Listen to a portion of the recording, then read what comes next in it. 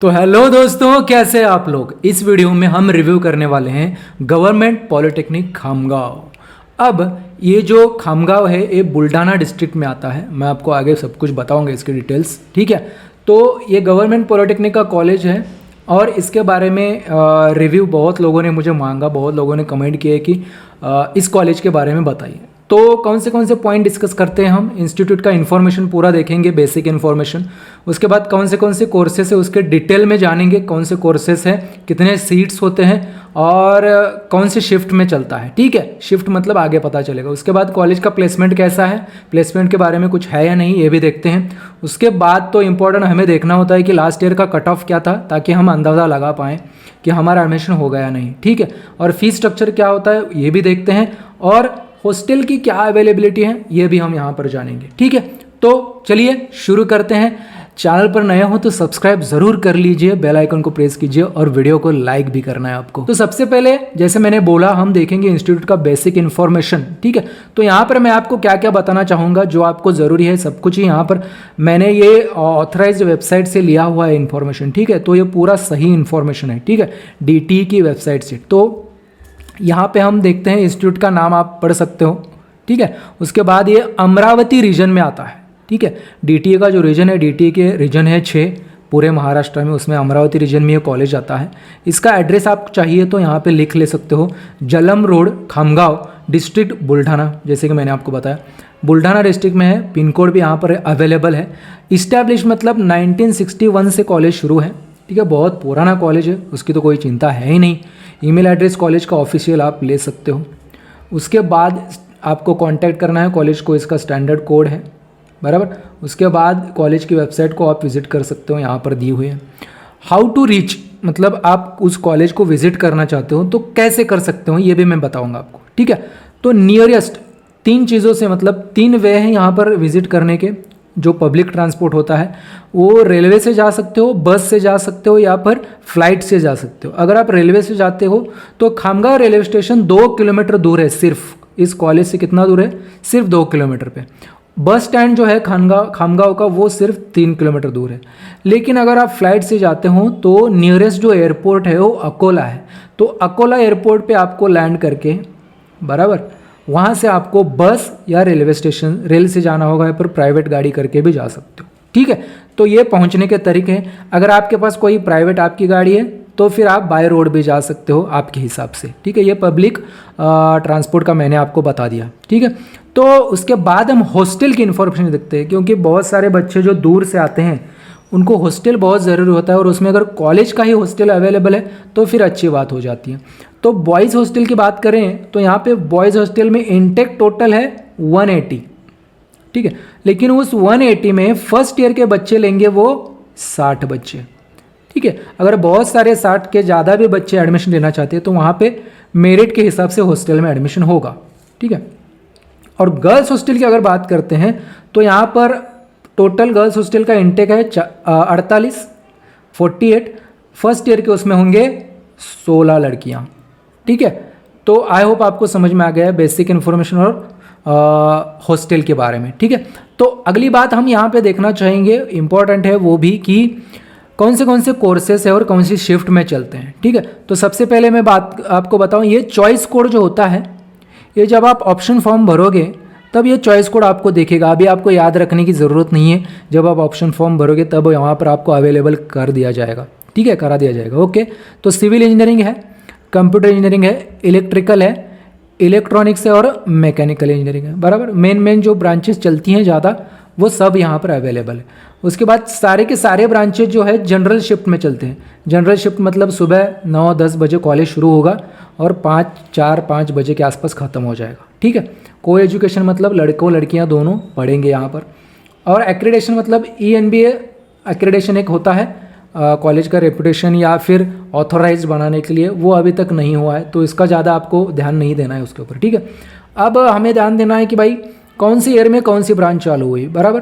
तो 1961 में सिविल शुरू हुआ था, उसके बाद 2004 में कंप्यूटर शुरू हुआ है, इलेक्ट्रिकल 1962 में, 1993 में इलेक्ट्रॉनिक्स और 1962 में मैकेनिकल। तो सबसे पुरानी जो ब्रांच है वो सिविल है यहाँ पर, ठीक है।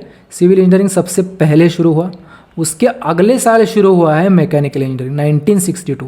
ये दो बहुत ज़्यादा पुरानी ब्रांचेस, और हर एक कॉलेज में ये पुरानी ही होती है। उसके बाद इलेक्ट्रिकल भी है, ठीक है। तो इलेक्ट्रिकल ये बेसिक ब्रांचेस है, बराबर। उसके बाद कंप्यूटर, उसके बाद इलेक्ट्रॉनिक्स आया और लास्ट में कंप्यूटर ब्रांच आई, ठीक है। तो इसमें इंटेक देखते हैं। सारे ब्रांचेस का 60 है सिवाय मैकेनिकल के 120 है। बाकी सारे ब्रांचेस के इंटेक है 60 बच्चे ही होंगे कॉलेज में पूरे, ठीक है, एक ब्रांच के लिए। मैकेनिकल के 120 होंगे। तो आई होप आपको इंटेक समझ में आ गया है। तो नेक्स्ट इंपॉर्टेंट बात हम देखते हैं, वो है ट्रेनिंग एंड प्लेसमेंट के बारे में क्या बताता है कॉलेज, ठीक है। तो यहाँ पे मुझे डेटा तो नहीं मिला है ट्रेनिंग एंड प्लेसमेंट कितने बच्चे प्लेस हुए हैं वगैरह, लेकिन उन्होंने कुछ लिखा हुआ है, मैं आपको पढ़ के बता देता हूँ, ठीक है। Training and placement department arranges campus interviews of final year diploma in engineering students of this institute. इसका मतलब है डिपार्टमेंट जो है आपको इंटरव्यू के लिए अरेंजमेंट कर देगा, मतलब फाइनल ईयर स्टूडेंट्स के लिए, जो डिप्लोमा फाइनल ईयर मतलब डिप्लोमा के 3rd ईयर में जो बच्चे हैं उनके लिए इंटरव्यूज होते हैं कॉलेज में। In the beginning of the every academic year department send formal invitations to industries for conducting campus interviews. मतलब हर साल ये कॉलेज क्या करता है, कंपनियों को इन्विटेशन भेजता है, भाई हमारे कॉलेज में आओ और बच्चों को सिलेक्ट करो, उनके इंटरव्यूज लो, ठीक है। Because of close association of the institute with almost all premier industries in Maharashtra, these industries do visit this institute campus and recruit suitable candidates at trainee engineer. ये बोल रहे हैं कि भाई हमारा कंपनियों के साथ अच्छा संबंध है और इसकी वजह से बहुत सारी कंपनियां हमारे कैंपस में आती हैं बच्चों को सिलेक्ट करने के लिए। फाइनल ईयर में जब भी बच्चे जाते हैं तो एज ए ट्रेनी इंजीनियर बच्चे सिलेक्ट होते हैं बहुत सारे कंपनी में, ऐसा उन्होंने कहा है, ठीक है। तो एक्टिविटीज़ क्या क्या होती है, department undertakes following activity to achieve the desired result. Placement of student in industries through campus recruitment, pooled campus and off campus. मतलब 3 तरीक़ों से इंटरव्यू होता है। एक तो कैंपस मतलब कॉलेज के अंदर, उसके बाद पूल्ड कैंपस, और उसके ऑफ कैंपस मतलब कॉलेज के बाहर भी आप खुद से भी अप्लाई कर सकते हो, जैसे जॉब फेयर वगैरह हो जाता है, ठीक है।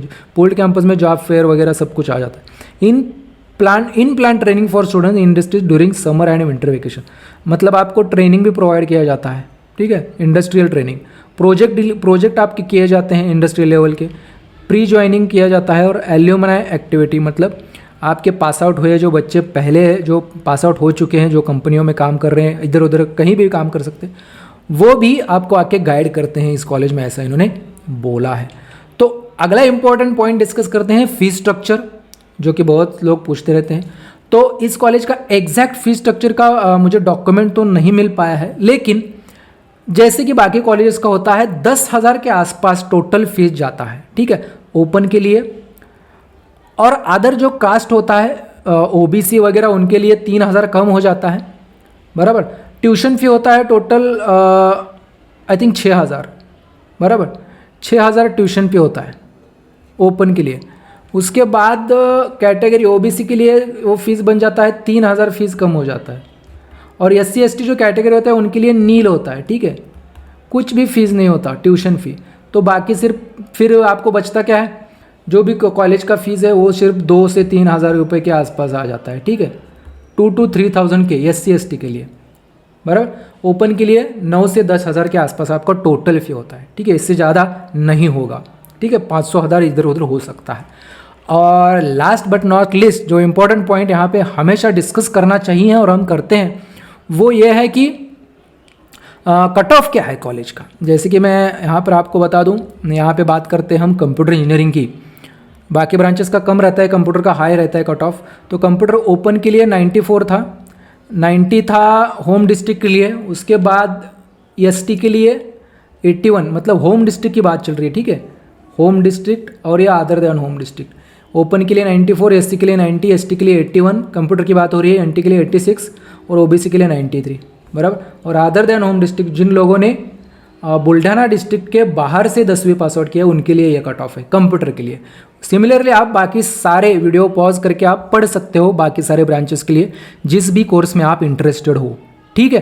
तो आई होप आपको पूरी तरीके से मैंने बता दिया है कि भाई किस तरह से प्लेसमेंट होता है, किस तरह से फीस स्ट्रक्चर है, किस तरह से कोर्सेस अवेलेबल है कॉलेज में, और कट ऑफ कैसा है। ये पिछले राउंड का मतलब पिछले साल का कैप राउंड 1 का कट ऑफ है। फिर भी आप किसी पर्टिकुलर कॉलेज के बारे में और इन्फॉर्मेशन चाहते हो तो कमेंट सेक्शन में ज़रूर पूछ सकते हो। तो वीडियो को ज़्यादा से ज़्यादा लोगों के साथ शेयर करना है और वीडियो को लाइक भी करना है ताकि यूट्यूब खुद इसे ज़्यादा से ज़्यादा लोगों तक पहुँचाए। चैनल को सब्सक्राइब कीजिए, बेल आइकॉन भी प्रेस कीजिए। तो इस वीडियो में इतना ही, मिलते हैं अगले एक और वीडियो के साथ।